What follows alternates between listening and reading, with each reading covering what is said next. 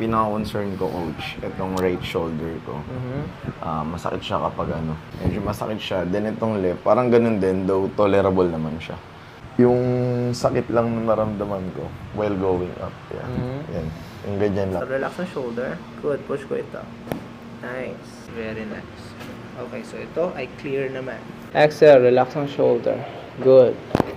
Nice. Good stretch lang natin ito. Nice. Okay? Any pain? Wala naman. Good. Here, last one.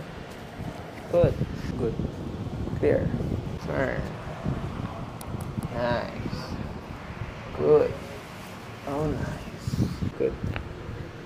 Nice one. Kamusta yan? Nawala po. Mas lumuwag? Mas gumaan? Good. Kamusta? Yan, nawala na yung pain. Very good. So, overstretch na. Nawala na yung pain. Kamusta yung bigat dito kanina? Nawala na.